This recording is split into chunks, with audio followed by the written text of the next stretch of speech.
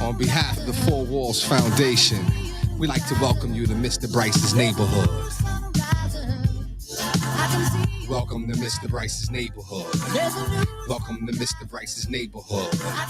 Welcome to Mr. Brice's neighborhood. On behalf of the Four Walls Foundation. Good evening, ladies and gentlemen. And welcome to another episode of the Mr. Brice Neighborhood Show. You know what? Listen, we don't normally go on back to back, but we don't normally go on back to back, but we're here. And anytime you get the opportunity to interview somebody new, somebody that is young and up and coming, that you've heard nothing but great things about, and you've done some research on them, and you've seen that they're out there making power moves in this field of a purpose life, you got to just find the time to get them on. So, ladies and gentlemen, I do present to you tonight our wonderful special guest, Dr. Kristine Dr. Kristine Smalls.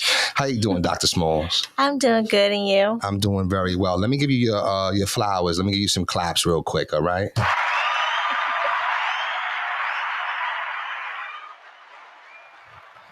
All right. So listen, thank you for joining us. And listen, let's just get right into it. Tell me, who is Dr. Smalls? I just want to know a little bit about you. Talk to me about who you are. Yeah, so Dr. Chris, what I go by. Pardon me. It's okay. I like to go by my first name. Okay. Pretty simple. Okay. I'm from Camden, New Jersey, born and raised. Do you say CMD? CMD? Sometimes. All right, that's what's up. All right. Others. All right, Camden, New Jersey. All right. So you're from Camden. Yes. So like I said, born and raised there, graduated high school from Dr. Charles Ibram Medical Arts High School in 2009. Where's that at? It used to be on Copewood Street. Okay. But now it's in like the plaza with Camden High where they have like all the high schools now. Oh, wow. Okay. All right. So what's the name of it again? We're medical arts. So. Okay, okay. Yep. All right, that's cool. All right. That's good. Now, how was your high school career? It was pretty good. I enjoyed high school to the fullest. I ran track for Camden High. Okay. I was involved in a lot of activities. I specifically went to that school because I knew I wanted to be a doctor ever since I was in kindergarten. And I wanted to be a medical doctor originally. So wait, no, I'm sorry. I got to stop you. And I don't mean to cut you off, but it's all right. You could say, yo, Brice, stop cutting me off. You know, it's okay. You could check me. You know what I'm saying? But listen, because I just think that's very impactful, especially for people out there listening, young people, even older people. Wait, so you knew from when? Kindergarten. Wow. Yes, we have a video of my kindergarten graduation, and our teacher had us step up to the front and say what we wanted to be. Right. And then my turn, I said doctor. Wow, that's dope. All right, so you've always but you wanted to be a medical doctor. Yes, I wanted to be a pediatrician specifically. Okay, all right. So you went to school, you went to high school. Good student, decent student, or above average? I would say I was a good student. Good student. A little above average. Okay, all right. And then, so you did 4 years there and you ran track. Yep. How were you in track? Were you pretty good? Did you go to, Penn Relays and stuff like that? Let's say I went and I watched. I did not. Okay, hey, listen. You was in the building. You was in the building, though. It was especially if you rode the team bus, you was in the building. It's all good. It's all good. That's good though. Okay. So you ran track and you had a wonderful high school career. Yeah. All right. So then you graduate. Yep. I graduated. And if you don't mind me asking, what year did you graduate? 2009. 2009. Okay. That's good. 09. That's all right. Right before 2010. It's all good. I think that was Barack's first year, right? Yep. Now listen, speaking of that, because 09 was a special year. Yes. At least for me, it was. Yes. I have to be honest with you. We witnessed history, yes. Right? So how were you inspired in that moment? I'm just curious. Well, definitely because I didn't think I was going to be alive to see a black president. So that was amazing. That was amazing. I couldn't vote because I was only 17. You was only 17. Okay. But I was still impactful for me. Okay, that's what's up. Impactful. So in 09, just to share something about myself, in 09, I was 33. Okay. Okay. And you know what? It was because he became president. I said, you know what? If he can become president, surely I could go get my master's. And that's when, on the day that he got elected, I enrolled in grad school. Nice. So I was inspired by him. Yeah. So that's why I wanted to ask you about that. All right. So you graduated in 2009. Yes. Okay. And then now, I'm sure you had a bunch of offers. Yes, I did. Okay. I wanted to stay close because family, my mom. Sure. I was a nervous wreck going to school and being alone on my own for the first time. Sure. So I went to Keene University in Union, New Jersey. So about an hour and 45 minutes You from went to Camden. Keene? Yep. You talking about in Elizabeth? Yep. Oh, okay. Oh, you went to Keene. Okay. Okay, right across the outer bridge. Right, because I spent some of my time in Staten Island. So sometimes coming through there, I can see the signs and the exits and whatever like that. Yep. So, all right. So you went to Keene, right? Yes. Full scholarship, partial scholarship, or what? No scholarships. Kind of just went. That's all right. You went and so you made it happen. So now you're there. Yep. 4 years, right? Yep. Okay. How was that 4 years? What was that like? It was a trying time at the beginning. So like I said, I wanted to be a medical doctor. Okay. I started off as a bio major, and I got to pre-calc. And although I took it in high school, something about it being in college was just a little different. It made you shift, right? Yes. No. I get it, though. I get it, though. I get it. And I would talk to my mom about it. Like, I don't think I'm going to pass this class. And she's like, no, you've never failed the class. You're going to be fine. Wow. Just go get tutored. I did all that I could do. I talked to the professor. I did everything. Still got an F. What? Oh, you got an F? Wow. Yeah, like I failed. Wow. And at the same time, so I say this is like my favorite quote, in the middle of difficulty lies an opportunity. All the time. Absolutely. Same time I'm taking pre-calc because it's my first semester. Okay. I was taking a Psych 101 course. Okay. And I was like, I really like this topic. Like, I like this subject. That's general psych, right? General, yeah. Okay. All right. I was like, okay. So following semester, I changed my major to psychology. Okay. And that meant, well, hold on. But it also meant that you didn't have to travel down that pre-calc. Yeah. Okay, that's right. I was not taking that class right. Because like, if I remember one time, it was like, all right, that's it. Right. If I remember anything on the psychology path, you just had to get through statistics. Yes. Okay. Yep. Right. Well, if you get through statistics, there's no more math unless you start doing the research and methods and evaluation. And that was not my thing. Right. Okay. So you had that for 4 years. So other than the pre-calc, how was Keene University? It was a fun time. I enjoyed it. I met a lot of people. I became a student ambassador. Oh, wow. So through that you got job, involved. That's what's up. Yeah, through that job, I met a lot of people. Okay. So it was a lot of fun. Yeah. That's what's up. Now, did you just on the subject real quick? Did you spend some time in New York? You right there? Yeah. So we would catch the train. Me and my friends, we would catch the train and go to like MoMA or go to some restaurants in New York. That's what's up. Okay. Yeah, it was right there, like you said. The train station is right on campus, so and then you very easy. Yeah, very easy. New Jersey Transit. Absolutely. All right. So then you graduate. And what did you make a decision to stay up there, or did you come back home? So I came back home. Okay. Started looking for jobs, and of course, Bancroft was hiring because they're always hiring all the time. Right? And I was like, okay, this is like my way to get my feet wet in the field. Sure. So I took a full-time job there, working overnight, and just because I was second nature was being a student. Right. I applied to Rowan University for my master's program right away. Oh, okay. So you right after I graduated, I went right into my master's program. Okay. And I went for school psychology. Okay. So the master's part was 1 year, and then your EDS, which is the educational specialist certification to work in schools in New Jersey, was 2 years. So altogether 3 years at Rowan. 3 years. Okay. All right. Yep. So you commuted back and forth. Yep. Did you want to come back home, or did you want to stay up top? I wanted to come back home. You wanted to come back home? Yeah, I think it made life easier. Okay. All right. That's fine. Okay. That's cool. Did you travel back and forth up there because you still knew people? And I would visit friends. Yeah. Okay. All right. That's cool. All right. So then now, so now you're at Rowan. Now, how did you like that experience? Now, because you went from being in the dorm, being able to get up and then just go, walk to campus, walk through the yard and go to the class or whatever. Now you got to get in your car and you got to drive. So what was that about? Like, how was that? What was that like? I say, because I was a commuter, I did not get involved as much at Rowan. And I think just as a graduate student, it was like, all right. You feel a little disconnected, right? Yeah, it's like the student life, I feel like it's for undergrad. Like, yeah. Been there, done that, right? Yeah, I got you. I can understand that. So, I mean, I didn't mind commuting. And like I said, I worked overnight. First of all, I mean, there's several times, there's several claps I want to still give you, to be honest with you. I'm going to give you claps because you mentioned that you never failed the class.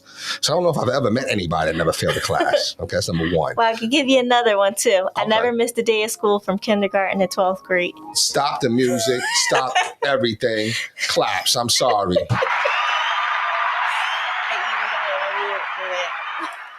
Wait a minute. So say that one more time. I got an award at my high school graduation for never missing a day of school from kindergarten to 12th grade. I don't know if that... I met one person. I'm not going to lie. I met one person that did that, and they were at Pennsgrove. That's the only one, and that was maybe about 2017, 18. I was like, wait, hold on, I'm sorry. You never missed a day? He was like, nope. I was like, yo...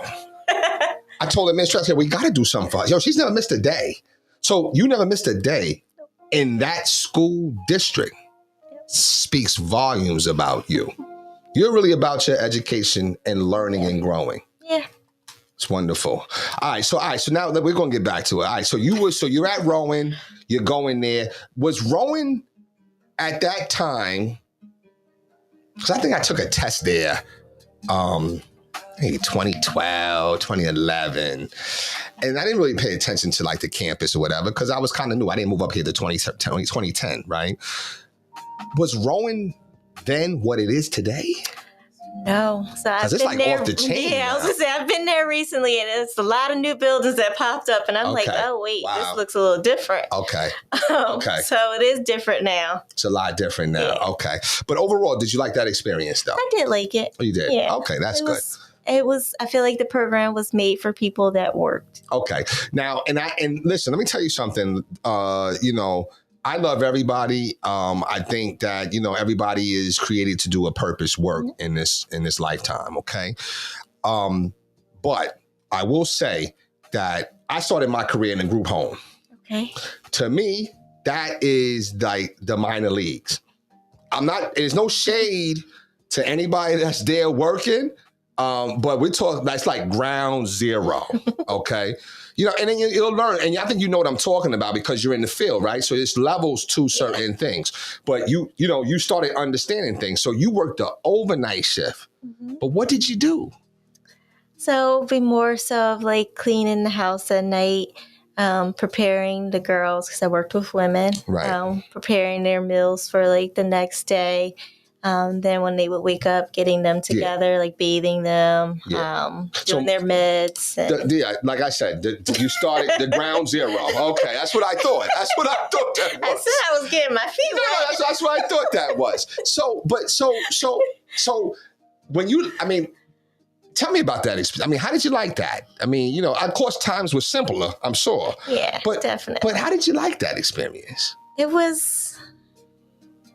was definitely a nice introductory job. Okay. My very first night, my mom could attest to this story.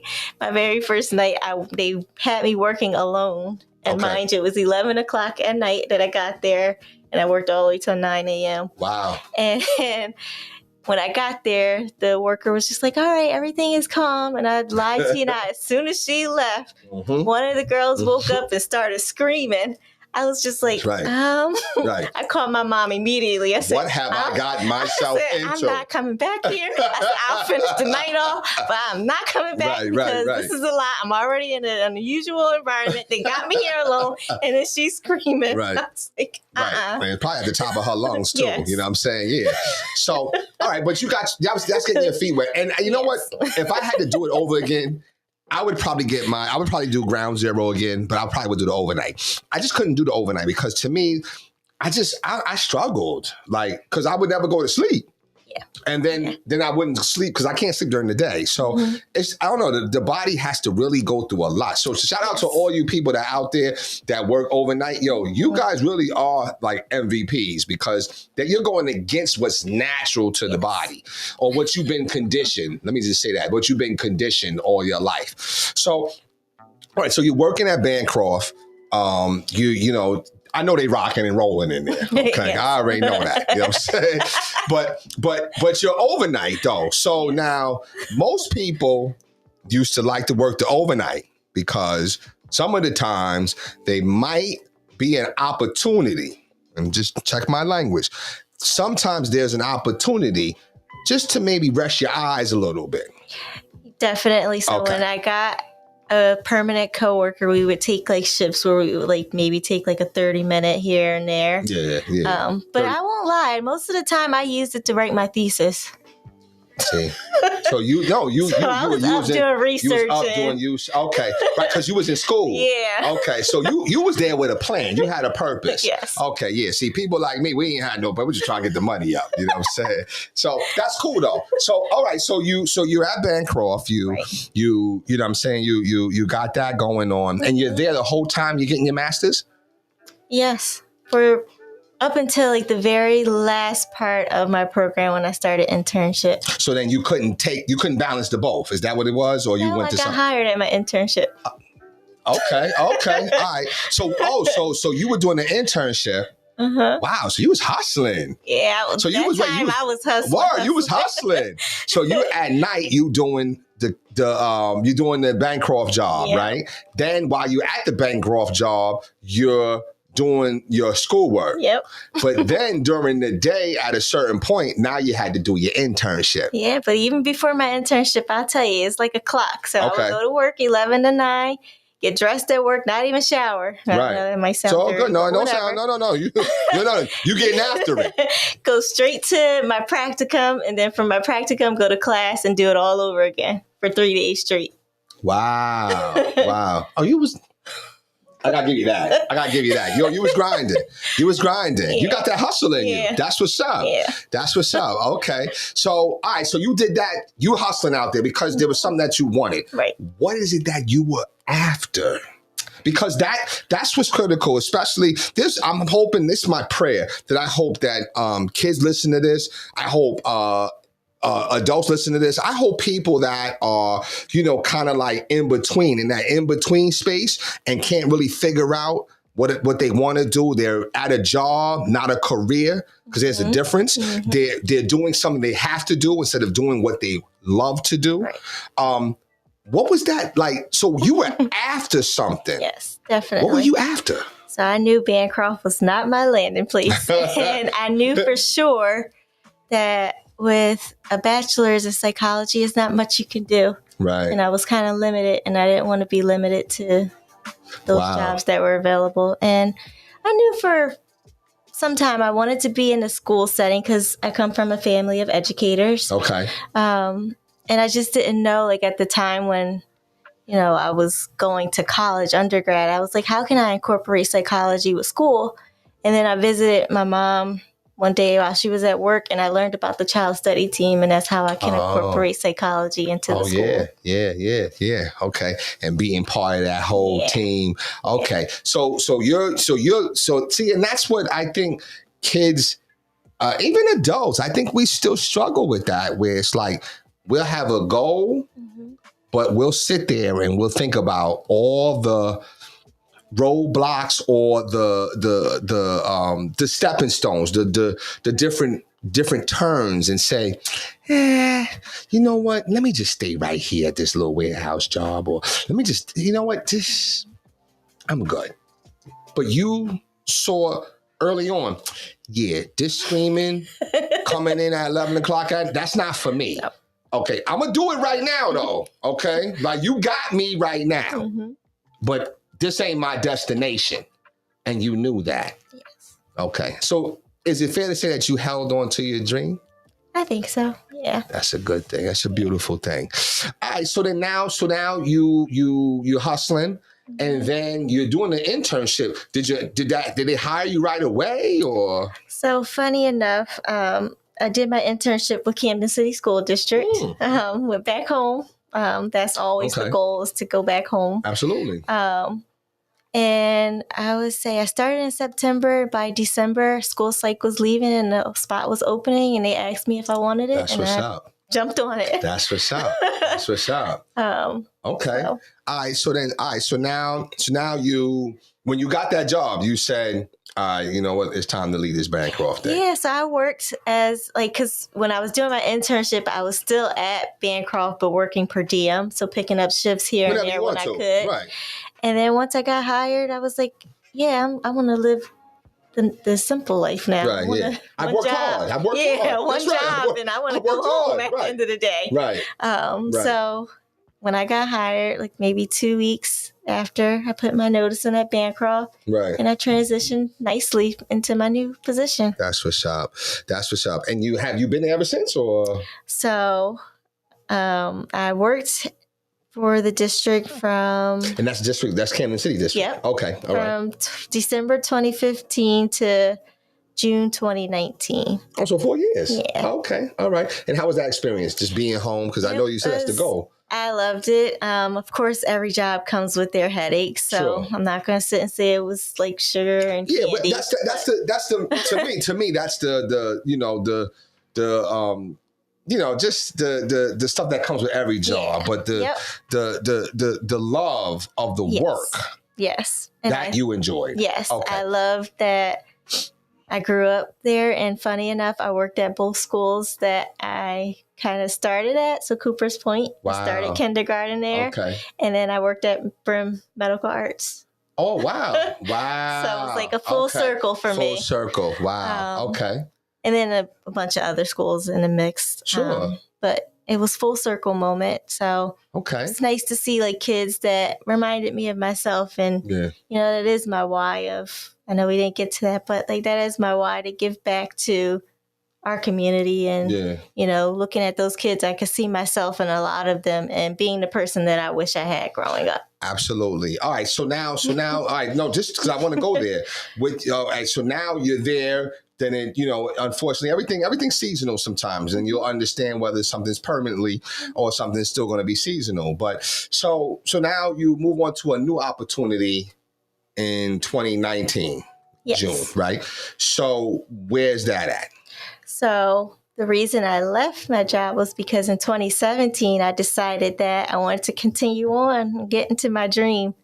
So I applied to one school and one school only. And if I got accepted, great. If you didn't? And if I didn't, then maybe it wasn't meant to be. That was a lot of pressure you put on.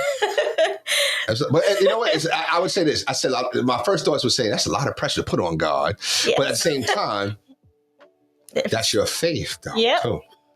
It's evil. It's crazy like that, because you're like, you know what? Listen, if this is what I'm meant to do, then it'll be a way. It'll be a way. Yep. So what school was that? So it was the Philadelphia College of Osteopathic Medicine. I know it's a mouthful. So PCOM. PCOM. Yep. Where the Sixers used to practice. Yep. Yeah, I know that. Okay. Oh, that's what's up. Okay. Where's that at? That's on City Line? City Avenue. Yeah, City Line. Okay. Oh, you went to PCOM. Wow. Okay. So you commuted there, right? Yes. Okay. Yep. So you're still back hustling though. Yeah. Because I'm working full time and going to school full time the first 2 years, and then in 2019, that's when I had to leave my job to start practicum. Oh, okay. I got you. So now you did your practicum where? So I did my practicum at Cooper Learning for one. Okay. And then I did Belmont Behavioral Hospital, which is on... Oh, it's in Philly. Yep, it's in Philly, right near PCOM. Yeah, I know it's that. Okay. I haven't heard that in a while. Belmont. Wow. And I also did one at the Smart Center, which is for selective mutism and other anxiety treatment. Okay. So it's in Philly too? Yep. Oh, okay, wow. All right, so you did your practicums, you did that, and then was there a graduation? Yes, so I had to complete internship, and my dissertation is like the big elephant in the room for a doctoral program. So I did my internship at my school and at Mainline Health, so just getting two different experiences there. And then I did my dissertation and defended. My topic was looking at the perspectives of mental health on African American women. I did a qualitative study, which kudos to anybody that's doing qualitative work. Right. That's now, ladies and gentlemen, just in case because she's speaking some stuff here that, really, I can carry a conversation. So when you talk about dissertation, I'm sorry, I don't have the doctorate, so I don't know what that is. But I'm assuming that's like a big, gigantic research project. Yes, it is. So, and to defend it, I guess that meant that you had to... I had to present it and speak your argument, right? Okay. So then, all right. So then now you do that and then you pass. Yep. And then I graduated in July of 2022. That's what's up. And how did you celebrate? So I celebrated with a bunch of my family and friends. My mom surprised me with a party, and she also got me a billboard. Okay, ladies and gentlemen, we got to bring up Mama Busby. You know what I'm saying?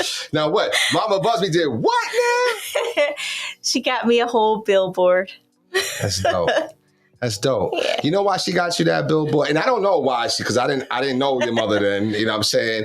And I'm going to tell you, I just think, just as a parent, to see someone from kindergarten say, this is what I want to do, and then travel all the way. Now, let the record show, and I just know the road to victory ain't never smooth.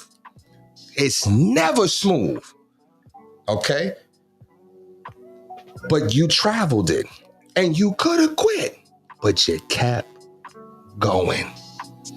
And then you finally got there. Yes. And not only, I know you were proud of yourself, but I know your mother was ecstatic.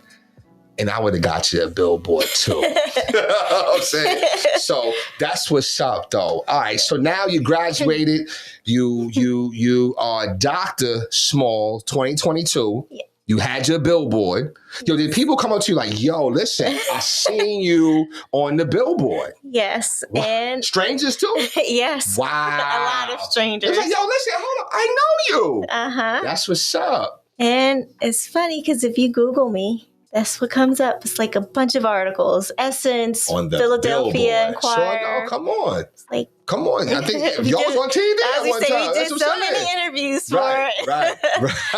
That's what's up, man. That's what's up. So, all right. So then you on that billboard, you did all that. And then, so now, where are you at now, Dr. Smalls? Like where can we find you at? Like what are you doing now as far as you still at the same place that you did your practicum at or? No, so some states require you to do a postdoc. So that is after you graduate with your doctorate, you go to get more supervision. Gotcha.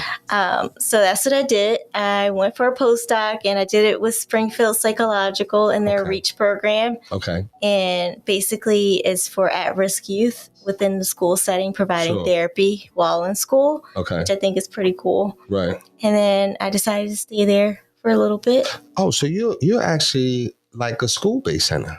Yep. Wow. Okay. Yep. Wow. That's what's up. And what's really good about it is that like the students don't need insurance to have outpatient therapy. It's free. Wow. So now this doesn't happen in all of Pennsylvania. No. Okay. And it doesn't really happen around the city of Philadelphia either. I didn't think so. All right. Because we'll talk offline about that because I don't know. I'm serious. Like through the grace of God, like we actually operate a school-based center in Philadelphia through 4 walls. So that's a good thing. And that's something which I think actually, you know what? Now I thank God for this moment. I really do. Because that was your full circle coming back and now you're in the school system working to help address mental health problems, right? So some of my ground zero, right? When I first got my bachelor's, I worked in this place called That Place in Baltimore, Maryland. I moved from Delaware to Baltimore, and it was a school-based center. And I was I called myself the weed counselor. You know what I'm saying? I was the drug and alcohol counselor. Okay. So they were able to get drug and alcohol counseling and all kind of clinical counseling, all kind of stuff right there in the school. And we were able to meet them. And that was like I was 06 back then. So the fact that, things do come full circle. So, I just think it's amazing that you are, doing and living your dream. Yeah. Right? Because even though, I was telling a kid today, right?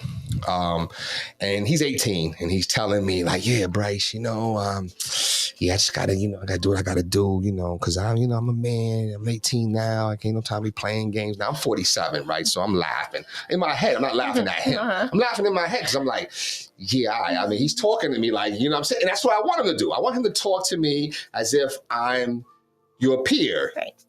But don't get it twisted. We're not peers. You know what I'm saying? But I want him to talk to me that way because then I can give it back to him with a little more reflection, right?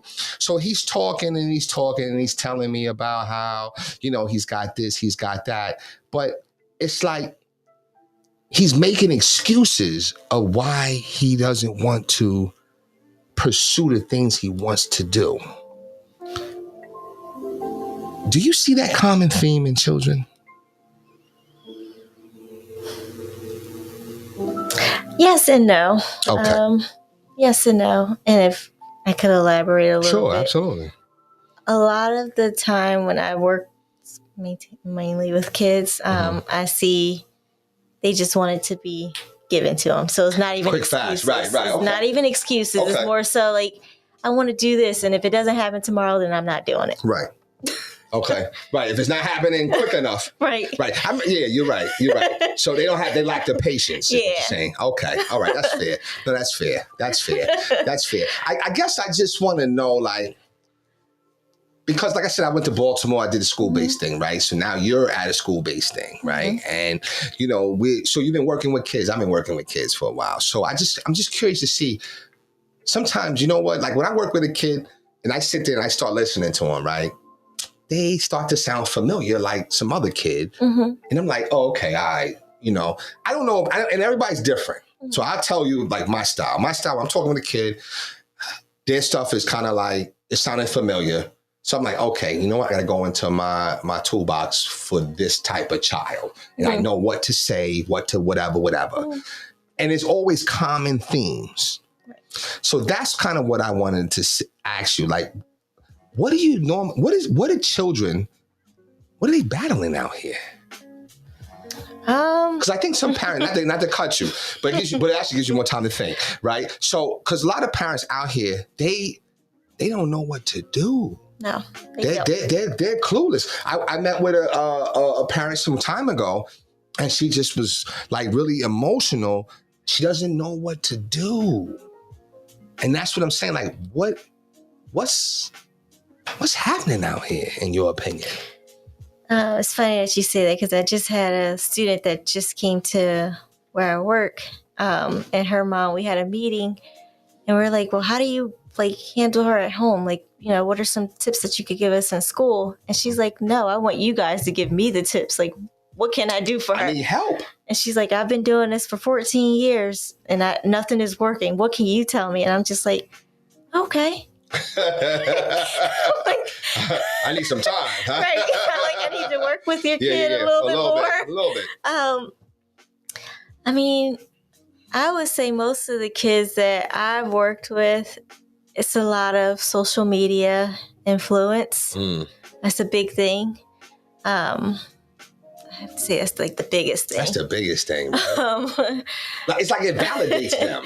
Yeah. And it's like if you're not on social media, then you're not in the in crowd. And if you're not in the in crowd, then you're being bullied. And then if you're being bullied, you don't want to come to school. And if you don't come to school, you're failing classes and you're getting truancy calls. It's like a cycle. Yeah. It's like a trickling effect. Yeah. So I would say it starts with social media and just even social media, like it's not being used for good things most of the time. Right. Like it's more so, oh, I heard this girl was saying such and such about me, so now I'm going to find out where she is based on the pictures that's right. The pictures that she's posting. Right. I'm going to go find her, and then I'm going to fight her, and then. I'm going to keep pushing. I'm going to keep posting. I remember I told a kid, I said, listen, don't say nothing.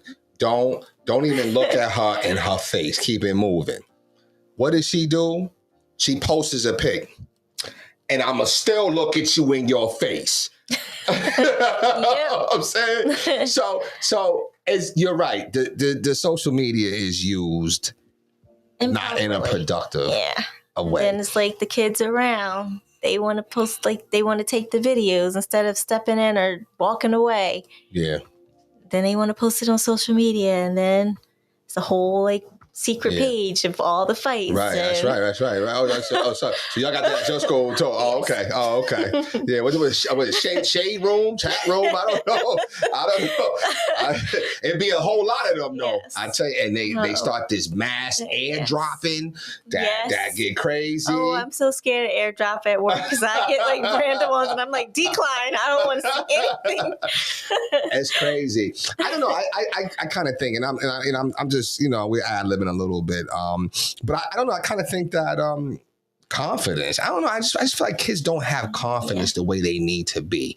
And I think it starts at home, right? So the family structure is different than it was when I was in school. And I'm sure it's different than when you were in school, right? So that, and every time that family structure continues to change and evolve, not necessarily for the better, I think kids lose more sense, they lose more of their self-identity, more of their confidence, more of who they are. And confidence is almost like, to me, I always said it's like a spoil in an apple, right? If you got an apple that has a little bit of spoil on it and you leave it in the bag, that whole bag will be destroyed because that spoil is going to spread, right? And I feel like confidence does that. You know what I'm saying? It just continues to spread. It spreads. Like I had a headache for years. I'm taking the Tylenol with caffeine, taking it, Sedgwick migraine, taking it, never realizing I got a little hypertension.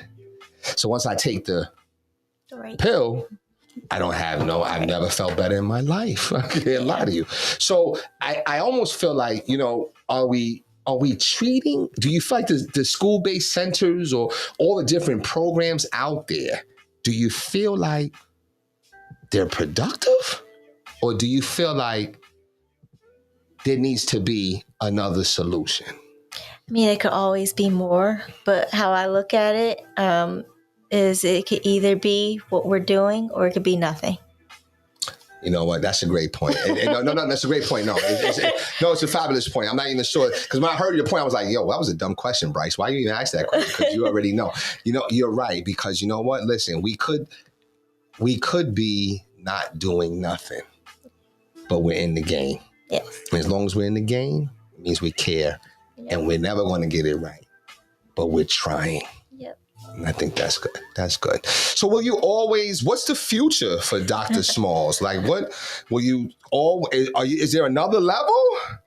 There's definitely other levels. Okay. So when I was in my doctoral program, I had the opportunity to take a class that was called Build Your Own Private Practice. So taught like the ins and outs of building a private practice. Like we had to look up buildings, like get estimates and call around. It was like the real thing. Sure.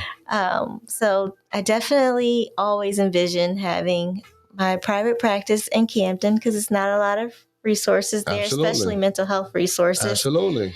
And just my way to give back to the community. So that's my ultimate goal. That is the goal. Okay. So listen, that is a fabulous goal because you know what? And what makes it beautiful is that it's something that you love. Mm-hmm.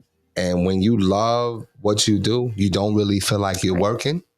But then on top of that, you're solving a problem. Right. So when love, what you do, meets solving the problem, I know you know that you're living a purpose life, Dr. Smalls. Oh, excuse me, Dr. Chris. You're living a purpose life. Yes. That is reason to celebrate you. All right. So listen, it's been a wonderful time, getting to know you, getting to talk a little bit about you. I think everybody, including myself, we're excited for your future. I'll just tell you, just keep impacting lives. But for those that's listening to you, for those that are going to see this now, either they're watching now or they're watching sometime, you know what I mean? What do you have to say to them for those that maybe have felt like you or have ran through obstacles and pitfalls, and what can you encourage them with? Well, first, anything worth having is not going to come easy. So I live by that. And like we said earlier, if it's meant for you, it will be for you. Just keep working hard. Any hard work pays off. Motivation, whatever motivates you, find that out early on and keep it by your side. Always have support. People that understand your dream and want to help you achieve your dream, because you can't do it by yourself. Now, in the ring, you're going to be by yourself. Absolutely. But you need those people outside cheering you on. And I would say that was the thing that kept me going a lot of the times when I wanted to quit. 'Cause there were many times I wanted to quit. Right. But you had somebody, you had a cut man. You had somebody in that corner. Yes. That's what's up. That's what's up. Yeah, so definitely keep going. Yeah. I think that's the message today. I think the message today is to always keep going. Even when it gets harder and gets difficult and you feel like quitting, I think that's the moment where you just keep going. Yep. Well, ladies and gentlemen, we want to give it up for Dr. Chris, but we're going to say her official, Dr. Kristine Smalls. Let's give it up for her.